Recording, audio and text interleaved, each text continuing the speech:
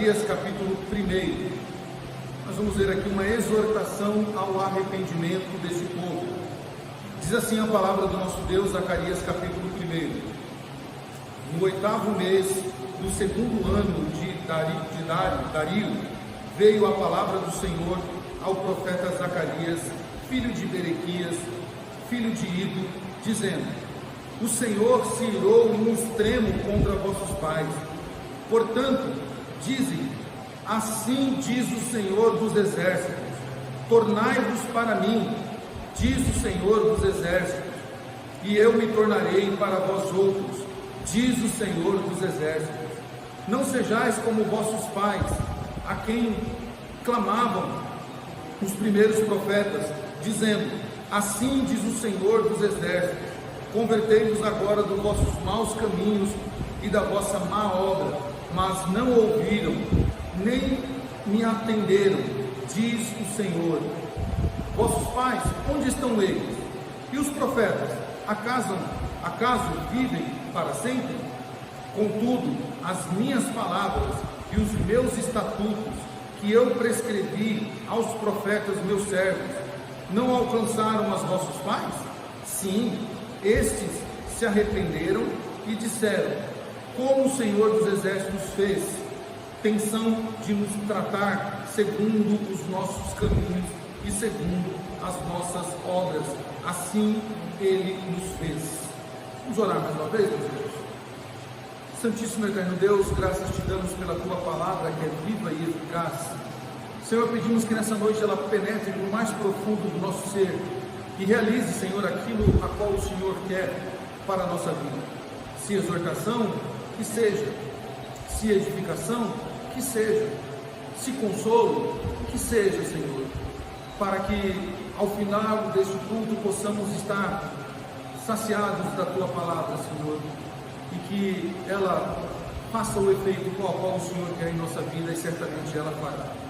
Se conosco, Senhor, abra os nossos ouvidos para ouvi-la, e ouvindo, Senhor, que ela desça o nosso coração, e uma vez no nosso coração possamos praticá-la no dia a dia. É a nossa oração em nome de Jesus. Amém. Meus irmãos, vocês se lembram o que vocês fizeram no dia 26 de outubro de 2015? Alguém lembra? 26 de outubro de 2015. Está muito longe, né? Tá bom, vamos facilitar. 26 de outubro de 2020. Alguém lembra? 26 de outubro de 2023. Não? 26 de outubro de 2024. Não, né? Pois bem, meus irmãos, nós não lembramos de fato. E eu ficaria surpreso se alguém lembrasse o que fez no dia 26 de outubro de 2015. Eu não faço a mínima ideia do que eu fiz naquele dia. E aliás, nós não lembramos. Talvez se fosse uma data marcante, um casamento, uma festa, um falecimento ou um nascimento de alguém, talvez ficaria registrado para nós. Mas a maioria dos dias que se passaram, nós não lembramos do que fizemos.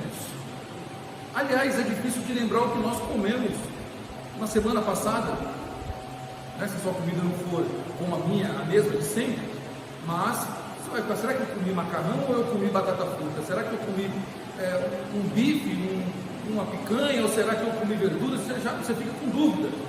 Você tem que acessar sua memória para lembrar. Mas uma coisa é certa, meus irmãos: Deus não se esqueceu do que você fez no dia 26 de outubro de 2015, de 2020, dia 26 de outubro de 2023, dia 26 de outubro de 2024. Aliás, Deus não se esqueceu de nenhuma coisa que você fez ao longo de todos os seus anos de vida. Portanto, esse texto, meus irmãos, ele nos faz enxergar aqui a ação de Deus e nos mostra que devemos ter cuidado com a nossa vida, porque nós podemos esquecer das coisas que nós fizemos, mas Deus não se esquece. Aliás, o próprio nome do profeta Zacarias, o nome dele significa Deus se lembra. Deus se lembra. Então aqui Zacarias já é um anúncio para aquele povo, o povo de Israel, dizendo: Deus se lembrou de vocês, do que vocês fizeram. E Zacarias, ele nasceu provavelmente durante o cativeiro da Babilônia. Tá? Os irmãos bem lembram, nós já esgotamos essa história, já vamos falando dela aí há meses, né? O povo é cativo por causa dos seus pecados, o reino é dividido, depois que o reino é dividido, Israel passa a ser dois povos, duas nações, a nação do reino do norte e o reino do sul. O primeiro que vai cativo é o reino do norte, que a Síria leva eles cativo, e eles sofrem nos mãos dos assírios, sofrem demais, mortes assim, aterrorizantes, assim, torturas terríveis, e depois o reino do sul é levado pela Babilônia. E provavelmente Zacarias, ele nasce nesse período aqui do cativeiro babilônico. Ele era um descendente da linhagem sacerdotal, era alguém que tinha aqui um chamado de Deus desde o seu nascimento. Zacarias, ele volta para Jerusalém, ou para Jerusalém, de fato, para Judá, com os primeiros judeus que são autorizados pelo Ciro a voltar para Israel, para o Israel do sul, para Judá. Lá, quando nós passamos pelo livro de Esdras, nós lemos essa história, quando o rei autorizou que os primeiros judeus voltassem para reconstruir a cidade e também o templo de Deus. Então ele foi chamado por Deus como profeta para animar os construtores através de uma visão gloriosa que nós exploraremos ela mais nos próximos domingos, sobre as visões que Zacarias tem, né, dos 7 cavalos ali que ele tem. Então Zacarias, diferente de Ageu é levantado como profeta para falar com o povo que eles estavam deixando Deus de lado, estavam deixando a casa de Deus de lado. Zacarias vem e diz: vocês, além de estar deixando a casa de Deus de lado, vocês estão deixando o culto a Deus de lado. Vocês precisam se reformar internamente. Em Ageu a reforma é externa, é do templo. Em Zacarias a reforma é interna, é o espírito daqueles judeus que já não estavam mais voltados para o Senhor. Então, como eu estou dizendo aqui, Zacarias foi o quê? Companheiro de Ageu, companheiro de ministério do profeta Ageu. E o tempo de profecia, né, o tempo do ministério profético de Zacarias foi provavelmente do ano 520 ao ano 520 a 518 antes de Cristo, tá? Então foi praticamente aí 2 a 3 anos de ministério profético de Isaías. E suas mensagens, meus irmãos, são uma série de visões que tratam da reconstrução de Jerusalém e da reconstrução do templo, além do perdão dos pecados do povo e do futuro Messias prometido.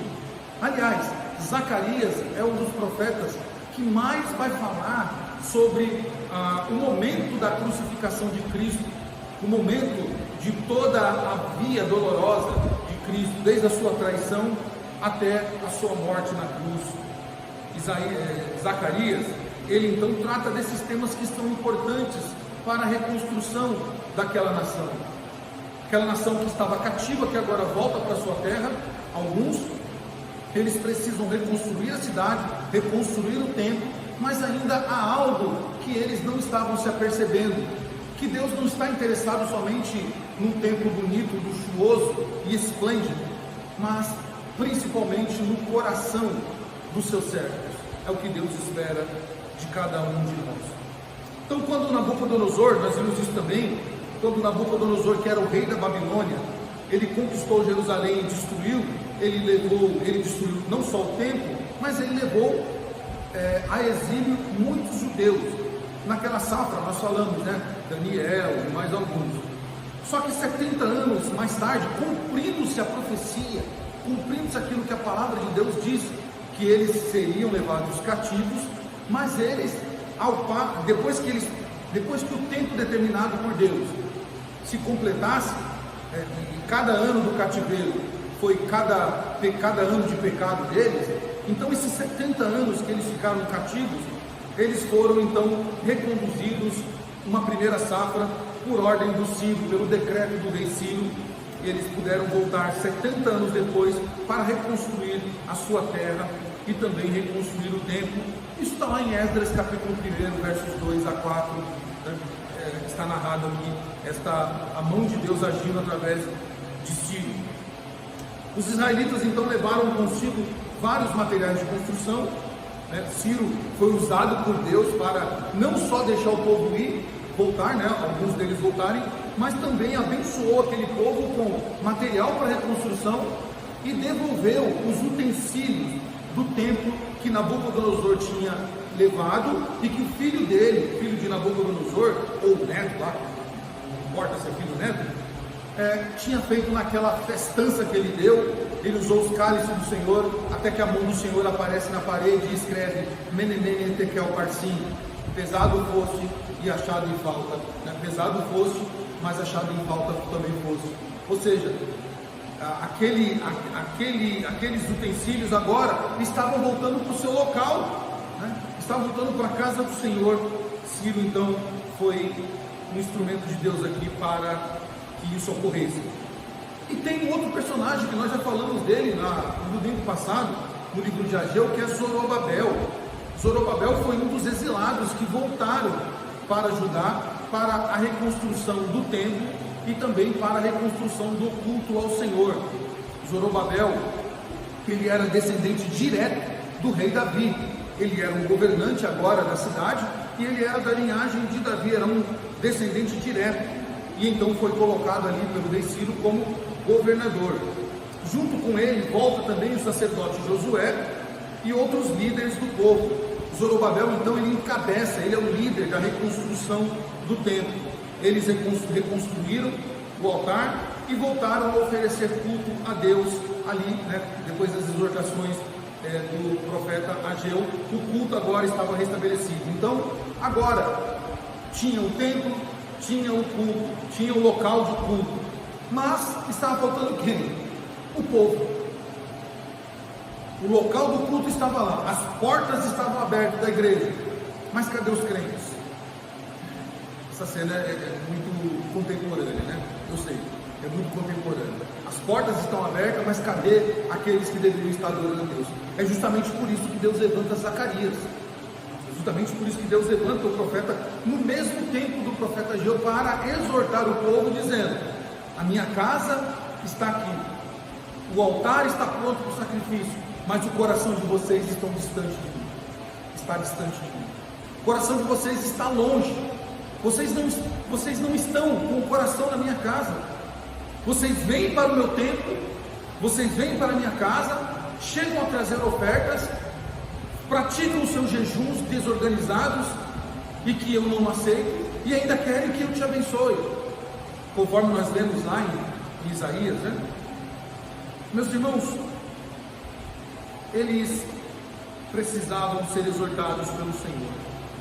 Irmão, tem uma coisa que é muito interessante nesses primeiros 6 versos, é que a expressão assim diz o Senhor, ela é repetida por várias vezes nesses primeiros 6 versículos, mas ao longo de todo o livro, se você percebeu, dentre os profetas menores, Zacarias, ele é um dos profetas que mais escreveu, são 14 capítulos, aqui no livro de Zacarias, ele é um dos que mais escreveu, e nesses 14 capítulos nós vamos encontrar 89 vezes a palavra, ou o termo, né? Assim diz o Senhor. Essa expressão é repetida 89 vezes, que é para o povo saber realmente que o Senhor, Ele é o Senhor dos exércitos, né? E esse termo, meus irmãos, Zacarias, ele contém promessas específicas, como eu disse, relativa à crucificação do nosso Senhor Jesus, mais do que qualquer outro livro do Antigo Testamento.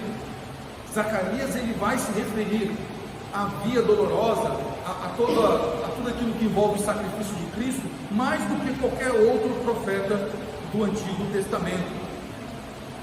E tudo isso, meus irmãos, como eu disse, tudo isso como uma exortação. Israel precisava voltar-se para Deus e deixar o pecado de lado. Deveriam se lembrar dos seus pecados cometidos contra Deus e dos benefícios, e assim alcançarem o perdão de Deus. Basicamente era isso. É para isso que Zacarias é levantado como um profeta. E então como é que nós podemos aprender aqui com o livro de Zacarias? Como chegar, né, ao arrependimento, né, ao arrependimento. Então nós poderíamos dar um título para essa mensagem, o chamado ao arrependimento, né, e o que é necessário para compreender. Então, o que é necessário para compreender o verdadeiro arrependimento, o arrependimento que o Senhor requer?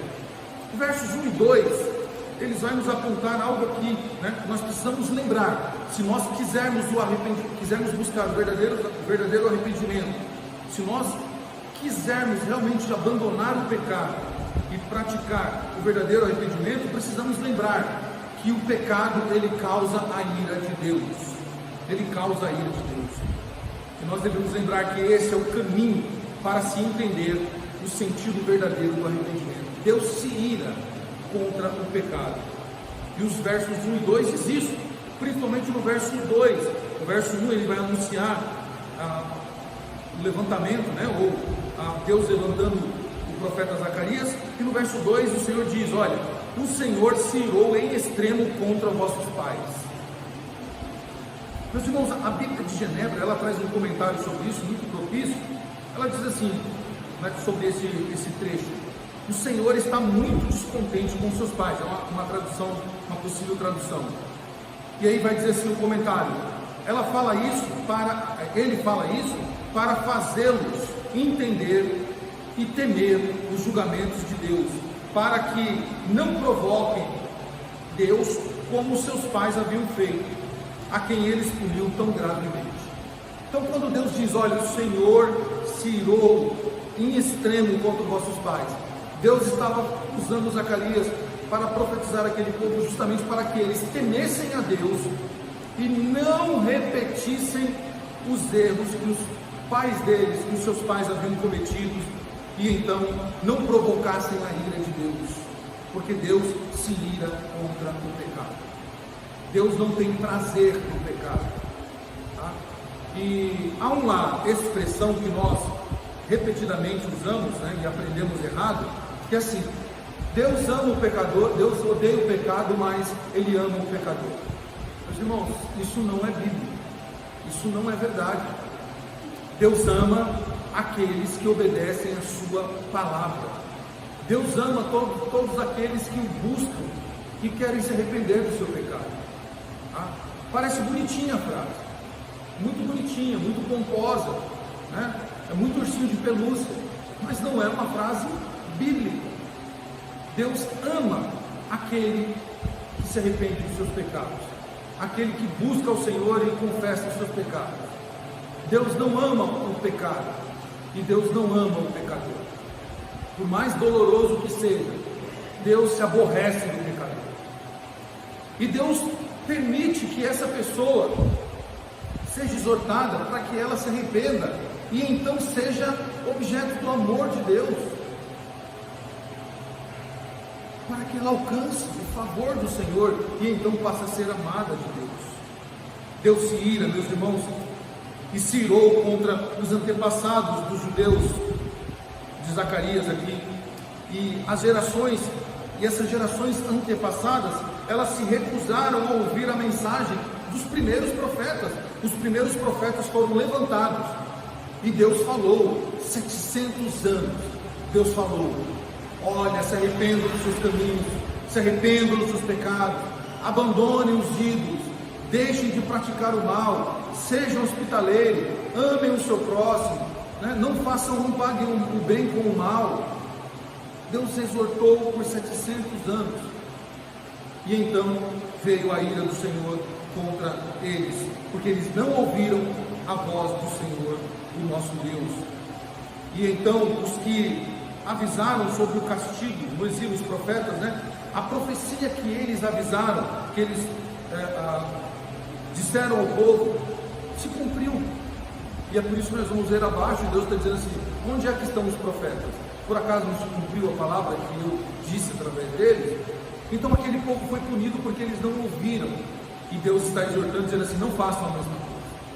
Meus irmãos, nós temos a história contada. Para que insistir no erro que os nossos antepassados insistiram em cometer? Para que provocar a ira de Deus?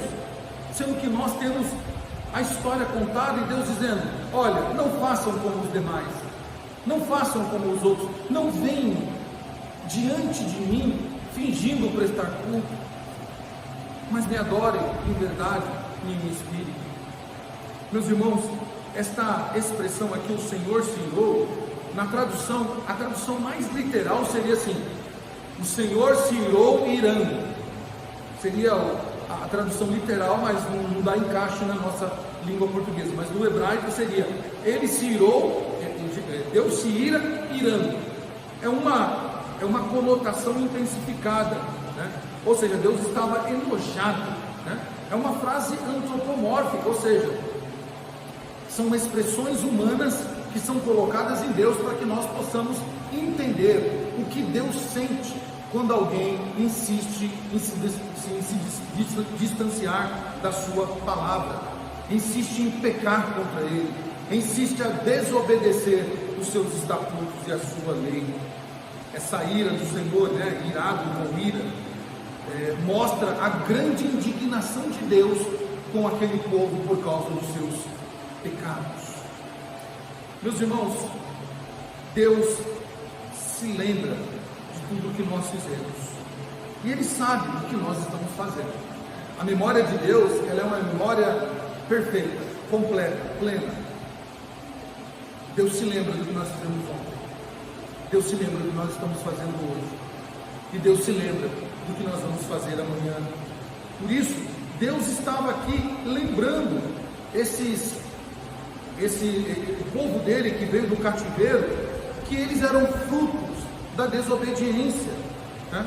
Da desobediência da lei de Deus. Deus está lembrando eles, dizendo assim: olha, há 70 anos atrás, os seus pais me desobedeceram, eles deixaram-me de lado, e passaram a adorar outros deuses, e passaram a desprezar a minha palavra. Não façam isso, não sejam como o pai de vocês, que insistiram e recusaram o meu perdão. Então Deus levanta o profeta para exortá-los, para que eles se lembrem, e também para mostrar que Deus é o Deus que perdoa, é o Deus que realmente Ele apaga as nossas transgressões quando nós confessamos. Deus, meus irmãos, está lembrando esse povo que Ele é o único Deus deles, e que eles deveriam tratar o Senhor como o único Deus de fato, e o único que poderia mudar a história deles, e era o único que poderia reescrever a história daquele povo. Mas eles precisavam de uma reforma interior, eles precisavam ser reformados. E isso para nós é muito interessante, porque essa semana nós vamos comemorar os 508 anos da Reforma Protestante, iniciada no ano de 1517 com Martinho Lutero, e depois a Reforma ela foi se aperfeiçoando, ou ela foi crescendo cada vez mais através dos reformadores posteriores a Lutero. E uma expressão, meus irmãos, que nós usamos, e nós usamos até ela de forma errada, igreja reformada sempre se reformando, né? Ela não está correta de acordo com o original, que é o latim, né? Ecclesia reformata et reformata, né? Ecclesia reformata et reformata. A ideia ali é igreja reformada sendo reformada, porque a voz ali no latim ela é passiva, a igreja ela é passiva, ela não consegue se reformar sozinha, mas ela precisa de alguém para reformar, então ela é passiva. Então o termo correto seria igreja reformada sendo reformada, tá? Essa é a ideia do texto original. Por quê? Porque nós precisamos continuar sendo reformados pelo Espírito de Deus. É por isso que o Espírito do Senhor, por isso que o Espírito de Deus nos foi dado, para que nós, dia a dia, fôssemos reformados pelo Senhor, para ser mais crentes hoje, mais crentes amanhã, mais tementes ao Senhor amanhã, sempre sendo melhorado por Ele, pelo Senhor. Mas há uma segunda coisa que nós podemos aprender nesse texto, para que nós possamos buscar o verdadeiro arrependimento. É lembrarmos aqui, meus irmãos, que o Senhor pede conversão. Versículos 3 a 6, ele pede conversão dos maus caminhos. Ele diz isso, né? Convertei-vos já dos seus maus caminhos. Quando o profeta, ele mostra isso, né? Ele vem, diz: o Senhor está irado. E ele então, no versículo 4, ele diz: olha, não seja como vossos pais, a quem clamavam os primeiros profetas, dizendo assim: diz o Senhor dos Exércitos, convertei-vos agora dos vossos maus caminhos e das vossas más obras. Mas não ouviram, nem atenderam, diz o Senhor. Vossos pais, onde estão eles? E os profetas, acaso vivem para sempre? Contudo, as minhas palavras e os meus estatutos, que eu prescrevi aos profetas, meus servos, não alcançarão os vossos pais? Ou não alcançaram os vossos pais? Sim, estes se arrependeram e disseram: como o Senhor dos Exércitos fez intenção de nos tratar, segundo os vossos caminhos e segundo as nossas obras, assim nos fez. Então veja, o Senhor dá oportunidade para que aquele povo se converta, o Senhor chama eles para a conversão. Deus sempre receberá, meus irmãos, sempre receberá aquele que venha e se chegar diante dele arrependido. O Senhor estava dando uma oportunidade a esse povo para que eles se arrependessem. E o Senhor é gracioso, o Senhor é bondoso, Ele sempre vai nos dar condições e sempre vai nos dar o tempo para que nós nos arrependamos dos nossos pecados. E Ele vai sempre nos receber. Nós podemos ter cometido qualquer tipo de pecado, não importa a gravidade, não importa a dimensão, não importa a amplitude do pecado, Deus sempre receberá aquele que se arrepende. Salmo 51 diz isso, né? O Senhor não rejeita um coração contrito e quebrantado. Mas também, meus irmãos, eles não deveriam, melhor dizendo, agir como seus antepassados. Então o Senhor exorta eles, dizendo: não ajam como os seus antepassados. Olhem para o que eles fizeram de mal e não cometam o que eles fizeram de mal, mas se arrependam. Arrependimento, meus irmãos, genuíno é olhar para o passado, ver o que foi feito de ruim e não voltar a praticar.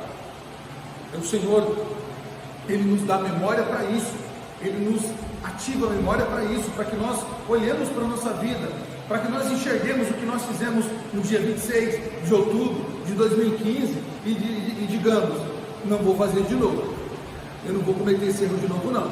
Errar uma vez, ok, 2 vezes é burrice, não posso cometer de novo não posso brincar com a graça de Deus não. Então eu olho para aquilo onde eu tropecei e eu não passo ali de novo. Quer ver um exemplo disso? Se uma pessoa passasse por uma rua e naquela rua ela fosse assaltada, espancada, deixada quase morrendo, você passaria pelaquela rua de novo? Eu não passaria. Eu ficaria traumatizado com aquela rua. Eu olharia para aquela rua e eu falaria: eu vou dar a volta na outra, eu vou caminho mais longe, mas não passo naquela rua.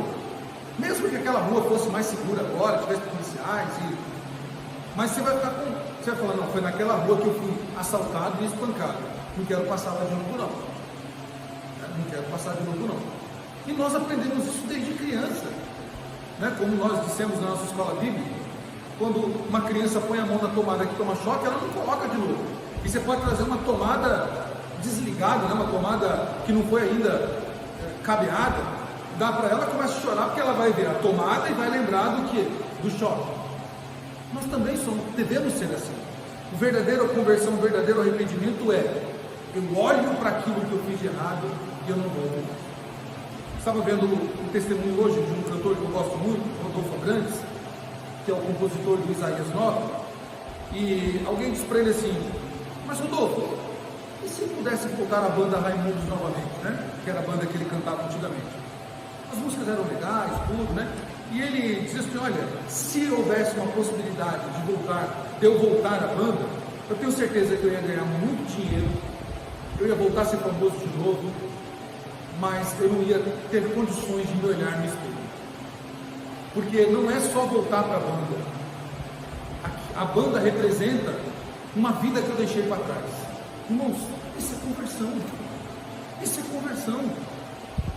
É nós olharmos para aquilo que nós fizemos e dissermos assim: eu não posso fazer isso de novo, porque isso é pecado, é eu cuspir na cara de Cristo, é eu desfazer do sacrifício dele, é eu voltar ao estado do vômito, é eu voltar para o estado em que Cristo me tirou. Deus sempre nos receberá, meus irmãos, se nós nos arrependermos dos nossos caminhos. E então nós não devemos agir como nós agimos anteriormente. Essa era a mensagem que o povo deveria receber: não façam como os seus pais. E o que eles faziam, irmãos? O que eles faziam? Nós lemos em Isaías 58, mas vamos ler de novo, né? Não vamos ler todo, mas vamos ler somente alguns versos. Olha o que o Senhor diz a partir do verso de número 6. Verso número 6 de 58. Porventura, não é este o jejum que escolhi? Aliás, desculpa, verso 4. Eis que jejuais para contenda e rixas, e para ferir com punho inimigo, jejuando, assim como hoje. Não se fará ouvir a vossa voz do alto. Seria esse o jejum que escolhi? Que o homem um dia aflige a sua alma, incline a sua cabeça como junco, e estenda debaixo de si pano de saco de cinza? Chamarias tu isso de jejum e dia aceitável do Senhor? Porventura não é este o jejum que escolhi? E aí Deus vai dizer qual é o jejum que ele escolhe: que solte a ligadura da impiedade, desfaça as ataduras da servidão, deixe livres o oprimido e despedace todo jugo. Porventura não é também que reparta o teu pão com um faminto e recolhas em casa os pobres desabrigados, e se vires o nu, cubras e não te esconda do teu semelhante? Meus irmãos, aquele povo, além de ser idólatra, além de não cultuar a Deus, praticar a idolatria, aquele povo estava pecando contra o próximo. Eles não estavam praticando o amor ao próximo, eles estavam violando a lei do Senhor completamente. Eles estavam cultuando aos Balaíns, estavam cultuando a Moloque, estavam cultuando aos deuses dos Edomitas, mas não estavam mais trazendo culto ao Senhor, fazendo culto ao Senhor. E além disso, eles não estavam atendendo ao pobre, ao necessitado, estavam deixando de lado o Senhor, o nosso Deus. Então Deus repreende eles, dizendo assim: olha, não façam como eles, porque eles foram repreendidos. Eu levantei profetas, mas eles não ouviram. E aí o Senhor vai dizer que eles deveriam crer e obedecer à lei do Senhor, porque a lei do Senhor, ela dura. Os profetas profetizaram, mas eles morreram. E é isso que o Senhor diz: olha, vossos pais, onde eles estão? Verso 6, verso 5. E os profetas, acaso vivem para sempre? O Senhor está dizendo: cadê os pais de vocês, que ouviram a minha palavra? E os profetas, não se cumpriu o que eles disseram ao meu mano? Nós vemos isso, meus irmãos, em 1 Pedro, capítulo 1, verso 25, vai dizer que a lei do Senhor é duradoura, ela dura para sempre, ela não falha. A lei do Senhor, ela dura para sempre. O que o Senhor falou há de se cumprir. O que o Senhor falou através dos profetas aconteceram, e eles, vindo do cativeiro, deveriam se lembrar disso. Eles estavam vindo justamente de um cativeiro que fora profetizado que eles iriam por desobediência à palavra do Senhor. Meus irmãos, Deus cumpriu todas as predições ao pé da letra. Tudo aquilo que os profetas falaram, o Senhor cumpriu ao pé da letra. Os contemporâneos de Zacarias, eles deveriam aprender as lições da história que estava sendo descrita, vivida por eles, e decidir obedecer a Deus implicitamente. Ou seja, eles faziam parte da história. Eles deveriam lembrar, dizendo assim: tudo o que o Senhor disse se cumpriu, tudo o que o Senhor falou aconteceu. Então eu vou obedecer ao Senhor, porque se Ele fala, Ele cumpre. Deus não é homem para que minta, e nem filho do homem para que falando se arrependa do que disse.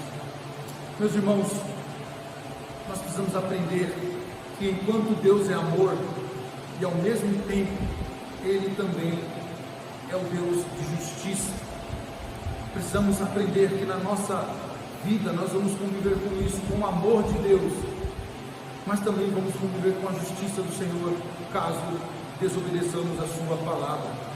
E nós não devemos esconder este fato, de que Deus é um fogo consumidor, e Ele há de consumir todos aqueles que pecaram contra a sua palavra, todos aqueles que lhe desobedeceram. Deus se irrita com o pecado, Deus não tem prazer no pecado, porque o pecado, meus irmãos, ele destrói aquilo que Deus construiu com tanto amor e carinho. O pecado, ele nos afasta do Senhor, ele quebra a comunhão com o nosso Deus. E o pecado, meus irmãos, faz com que outro Deus seja adorado no nosso coração e não o Senhor. Tim Moore, um escritor chamado Tim Moore, um teólogo, ele diz assim: enquanto Deus é amor, e ao mesmo tempo os pregadores do Evangelho devem pregar essa gloriosa verdade de que Deus é amor, não devem esconder o fato de que Deus é um fogo consumidor e está irritado com os ímpios todos os dias. Também, dentro desse mesmo pensamento, um escritor chamado Walter Kaiser Jr., ele diz: o sinal de uma sociedade doente é quando estamos dispostos a ouvir apenas os pronunciamentos de amor de Deus e não as mensagens que também declaram a ira de Deus contra o pecado. Meus irmãos, nós vivemos um momento em que muitos cristãos querem somente os benefícios de Deus, só querem o amor de Deus, e eles acham que podem viver uma vida de pecado, que podem viver uma vida dúbia, adorando a Deus e adorando a Baal, se prostrando a Deus e se prostrando a demônios. Acham que podem cultuar a Deus depois de se deleitarem com os seus pecados de estimação. Deus não tolera o pecado, Deus abomina o pecado. Meus irmãos, concluindo, enquanto a missão do profeta Ageu foi a reconstrução do templo físico que o povo tinha deixado de lado, e ele exortou o povo para que obedecesse de forma concreta e real essa ordenança do Senhor de reconstrução do templo, Zacarias ele prega para um povo que precisa ser reformado internamente, e essa reconstrução é das ruínas internas de um coração afastado de Deus. Aqueles que voltaram da Babilônia deveriam deixar a vida de pecado e se voltar ao Senhor.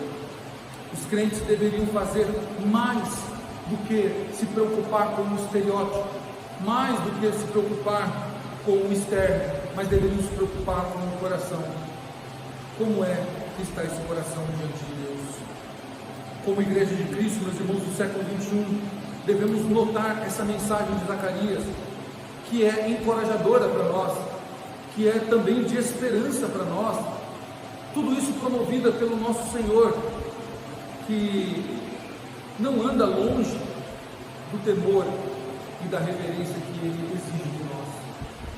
O servo de Deus deve obedecer e honrar ao Senhor, porque o Senhor nos ama profundamente, como um pai ama o seu filho, e devemos ser gratos ao Senhor por todas as bênçãos que nós não merecemos. Meus irmãos, devemos ver Deus, devemos olhar para o nosso Deus como um Deus santo, um Deus justo, e sendo Deus um Deus justo, santo e justo, Ele exige de nós também santidade e justiça. Ele exige que eu e você sejamos santos e justos, e que também abandonemos e fujamos do pecado e da rebeldia, porque caso não façamos isso, a ira do Senhor virá sobre nós, e nós teremos que lidar com a disciplina do nosso Deus.